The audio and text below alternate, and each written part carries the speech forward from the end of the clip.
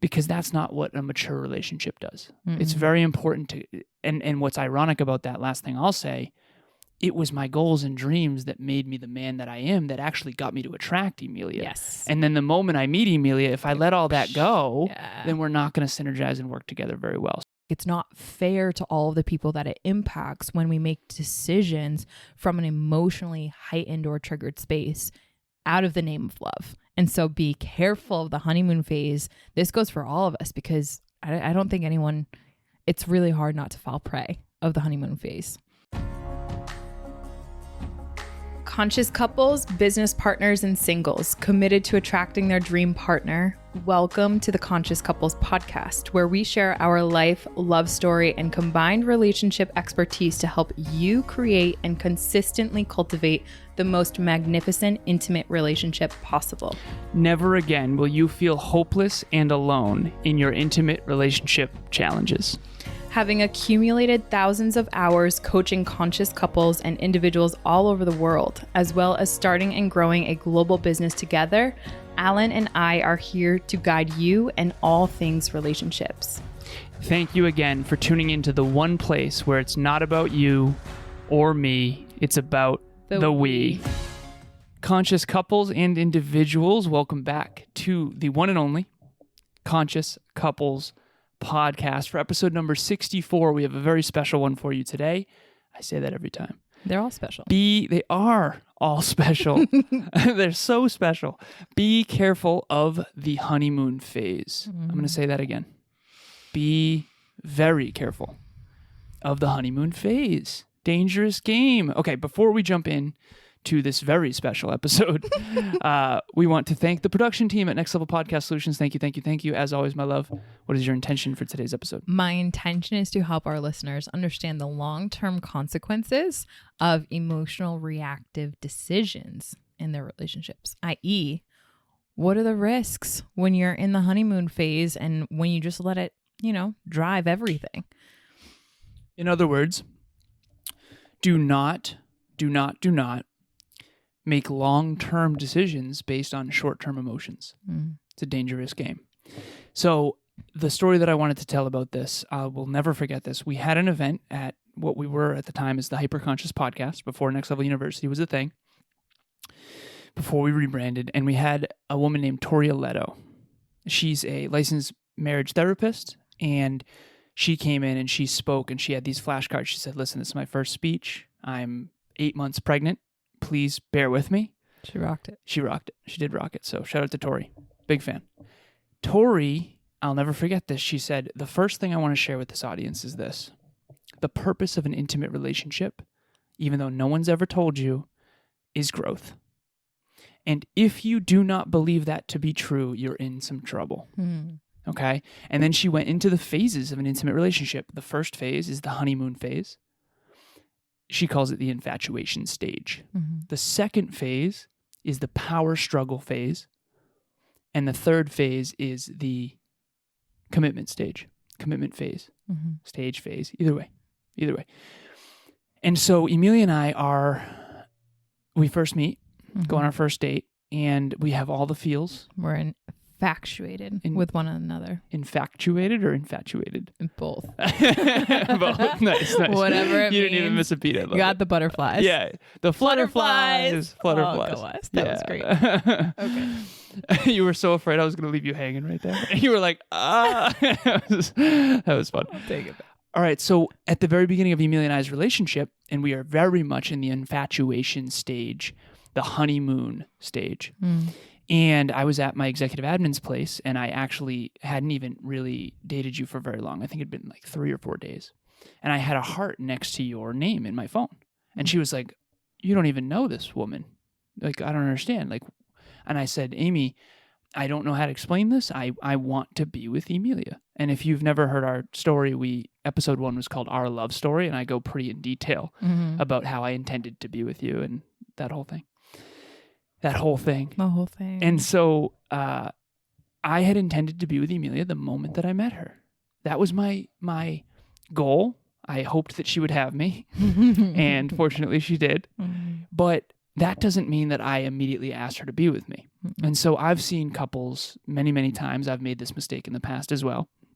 I'm sure many of our listeners have, where you're in that honeymoon phase and you start just going off the rails with, let's be together, let's be official, let's move in together, let's get a dog, let's get married, all that kind of stuff. And it's a really, really dangerous game because you're making a long-term decision based on short-term emotions and you're not giving it time to settle. Oxytocin, dopamine, all the great neurochemicals are flowing through your veins. It's a whole thing. So Emilia and I, we didn't even kiss until our second date, which you actually ended up kissing me because I wanted Emilia to know that I'm playing the long game. Yeah. I want Emilia to know that I want to do this right. That was my goal. I want to do this one right. I got to do this one right. And so I wanted to be rational and I wanted to be intelligent with my choices. And so I wanted to be with her the moment I met her. I didn't end up kissing her until our second date. We didn't sleep together until at least a month in. I think somewhere around there. And then I didn't ask you to be with me until 3 months later. And then, sweetheart, we didn't move in together and get a place together until over 2 years into our relationship. And I've witnessed many couples that do all of that and more, get a dog, get married, within the first 3, 4, 5, 6 months of a relationship. Yeah. And I really do believe, this is my thesis, I think that's one of the reasons the divorce rate is so high. Because you're jumping into something based on short-term emotions, and marriage is a long-term game. Yeah. There's actually statistics that show that supports your thesis, love, which I think is so fascinating because the divorce rate is higher than it's ever been. And one of the reasons is because of this, because people are not taking it slow. And what I mean by that, everyone knows that what I mean by that, but it's like really when you get so hung up, especially nowadays, because interestingly enough, the data shows that there's more singles now more than ever. And people are actually swinging in the total direction of like, because single culture is so common nowadays, people have trust issues, people have commitment issues. Like there's a lot of that happening now. So people are taking it super duper slow. But there are, when people do feel as though they found their partner or they found that person, they go balls to the wall in and they jump through all of those hoops very quick. And it's really... So people, to clarify, people are spending more time single than ever in the past. Yep. But when they do find someone that they do believe is their partner, they're jumping into more serious commitments quicker. Yeah, a lot Which quicker. Makes sense. They're swinging the pendulum from two extremes, which way too extreme. Is a dangerous game. It is. And that's the thing that like I really want to bring into this episode. A lot of people have, and I know this because I coach a lot of people that are single, that are working through this. They're in a very scarce mindset when it comes around dating. And trust me, Alan is 1 in 8 billion. There is no one like him. However, in knowing that, it would have been so easy to just jump through all of the hoops really, really quick. But what's easy isn't what's good for you. You did get us a love fern like a weekend. Did I? No, no, I'm kidding. For those of you who don't know, that's a How to Lose a Guy in 10 Days reference. Yeah. This is our love fern. It's funny. 2 tickets to the Knicks. Yeah, exactly. So in knowing that you have found the one, or maybe your butterflies, your flutterflies are telling you, your body is telling you like, this person I want to do it right with. How hard is it to actually, when you've been searching for that your whole life, how hard is it to take it slow? So our call with Alan and Emilia was just incredibly valuable. It was really cool to see that in just one session we were able to go so deep and to cover so many topics, and without going too much into the troubles, without getting depressive or negative or anything like that. And it was just amazing to see that at the end of the call we were able to hop off the call with way more resources and way better equipped to build trust and to resolve our conflicts more effectively in the future than we were to begin with. So we got a lot of value from it, and way more than we were both expecting. Not because we had low expectations, but because they really over-delivered. Yeah, and it was really just great to be able to chat with someone and just connect with another couple that's really interested in growth and becoming better people and becoming better partners. So it's just really fun to actually be able to connect with someone that's really invested in each other and the relationship and everything. Yeah, they felt like really good friends that happened to be very wise. Exactly.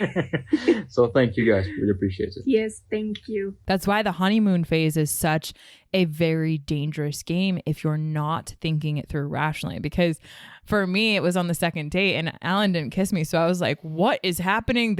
I think this is my guy. So I got to get him. And I kissed him. I launched onto him. And I was like, we need to make sure that we're hitting the milestones in my trajectory. Because like, if he's not interested, I need to know. So I need to rearrange things a little bit. So launched on him on the second date, kissed him, and then called him up afterwards and was like, were you gonna like kiss me if I didn't kiss you? So what we had done was vulnerable conversation, honest conversation. Oh, I was so glad you called me. I was like, what just happened? Is everything okay? Oh my God. And you were like, you called me up. You're like, were you going to call me? I was like, yes, sweetheart, of course. Yeah. It was so cute. Yeah. But here's the thing. We all have come across someone that has gotten so infatuated by someone or infatuated, whatever it is. We'll look it up after this. I'm embarrassed if it's not the case, but in facts with others, infatuated.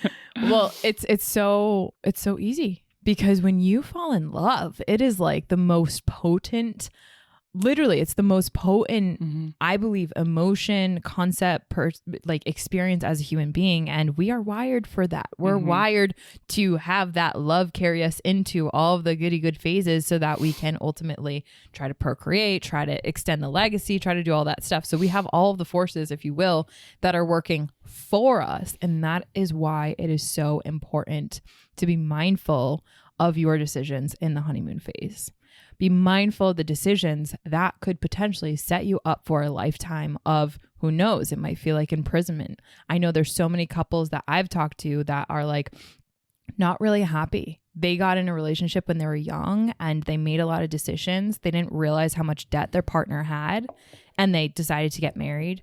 They got a dog or they got a cat or they got an animal and then all of a sudden they broke up and now that animal's homeless. They have to go, put it into a shelter. Like, it's not fair to all of the people that it impacts when we make decisions from an emotionally heightened or triggered space out of the name of love. And so be careful of the honeymoon phase. This goes for all of us because I don't think it's really hard not to fall prey of the honeymoon phase because our chemistry is working for us and it's hard to be rational, bring the rational brain into the decision-making paradigm. So here's the analogy. When I was a teenager, I got a Volkswagen Jetta, 16 years old, 16 and a half, I think. And I drove way too fast and I was reckless. I wasn't a seasoned driver. I was so excited that I got my new car and I had a stick shift and I wanted to race with my friends. And it was reckless in hindsight because you have all this confidence, but you have no experience. And so you have all this confidence of I'm a great driver. I'm going to be a great driver. I finally get to go to the movies. I finally get freedom. Yay. And you end up taking all that emotion and putting it on the road and you end up driving very dangerously. Fortunately, there was this one bad time where I actually spun out in someone's lawn. Oh, jeez. And fortunately, I didn't get hurt. But I very well could have totaled my car. I could have gotten very hurt. Yeah. And that's a good example of when you make long-term decisions, when you make your decisions when you're in heightened emotional states, you're going to end up doing reckless things. And that's good. You could get very hurt. And so if you picture a little kid who, it's their birthday, they wake up and they're so excited for their birthday, that's great for that day. Don't get married in that heightened state. Yeah. Try to make a really rational decision. And I think that whenever emotions are really low or they're really high, meaning you're in a really depressed state or you're in a really heightened peak state, both of those are a little bit dangerous. And we can all think of a time when we were in a peak state. We had caffeine, everything was going well, and we made a impulsive purchase. Let's book a trip for $15,000.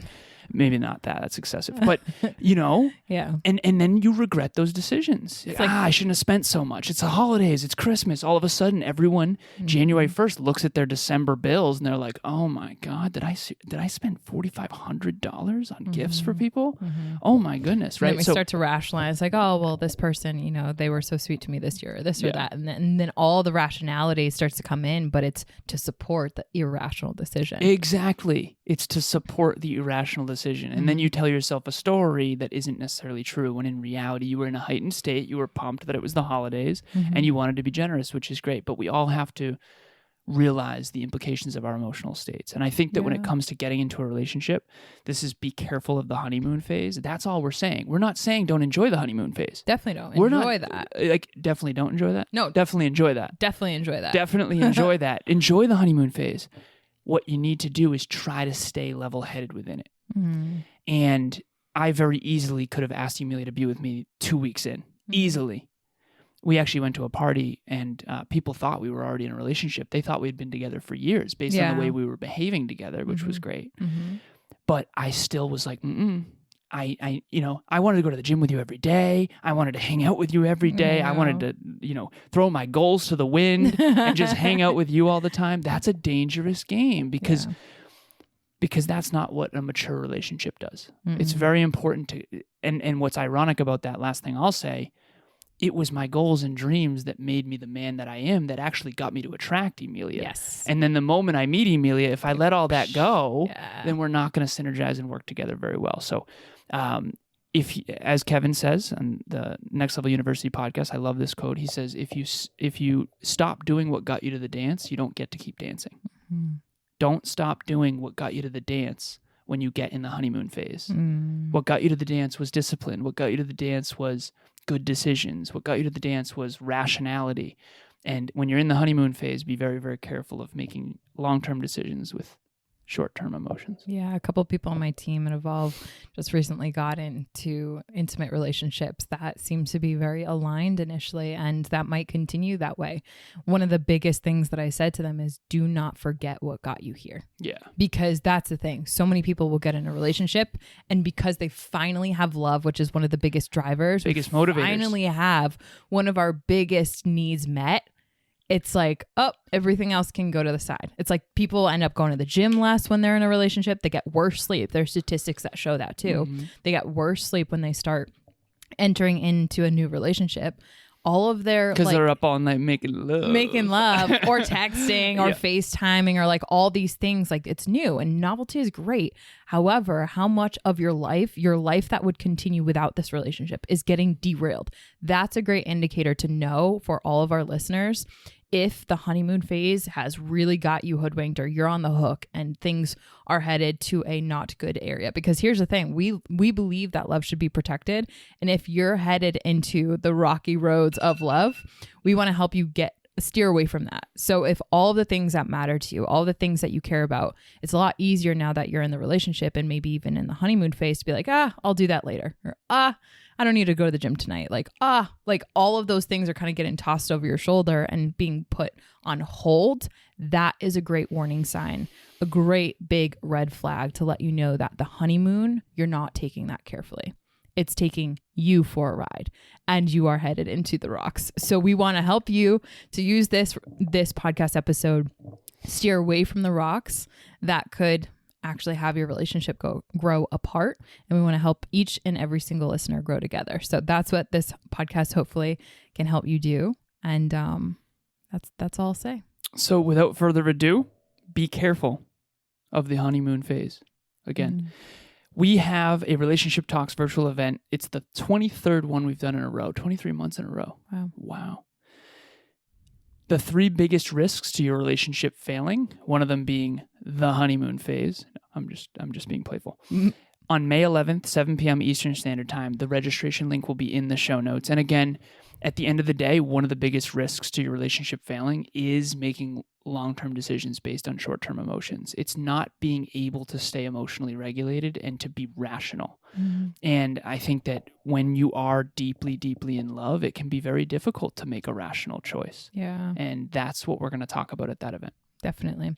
And if you and your partner, let's say you guys are in this honeymoon phase, and you find yourself struggling a little bit in this, please feel free to reach out to Alan and I. We have a link in the show notes. If you're having a hard time in this and you find that your relationship is kind of headed into the rocks now that you've listened to this episode and you're like, oh my God, we need a course correction. We are screwing this up. We are screwing this up, which very well could be the case. Having the humility and say that might be the case for us. I'd rather, have a mitigation strategy in place to where that doesn't actually end up happening because I really adore this person. I really love this person. I really love our relationship and what it could be. However, I find myself kind of putting the things that are important to me on the side. Alan and I make sure that we create 30 minutes on our calendar every single Saturday, not only to meet our listeners, but for people just like you who are struggling in this, who want a safe space where you can privately talk about the challenges in your relationship and who can have guides that can help them lead them out of whatever challenges you're going through. So if you're having a hard time, if you're struggling, this is the space for you, and we would absolutely adore meeting you. When Emilia and I first got together, we just kept saying, we just don't want to screw this up. We have to do this one right. Don't screw this up. Don't screw this up. We don't want to screw this up. And what we were really sharing, what we were really saying to each other and to ourselves was, let's stay rational. Yeah. Let's stay rational. Because in the past, we had been irrational in our past relationships, and we didn't want to make that same mistake. So if you feel like you're there, reach out. We are here to help. We appreciate you. And as always, it's not about you or me. It's about the we. We'll talk to you next time. Bye, everyone. Thanks for joining us for another episode of the Conscious Couples podcast. We love connecting with the Conscious Couples community, so please make sure you follow us on Instagram. I am at Evolve with Emilia, and Alan is a Lazaros 88. Also, if you or your partner resonated with this episode, leave us a review at the link in the show notes, and please share this with someone you love and care about. Until next time, remember, it's not about you or me. It's about the we.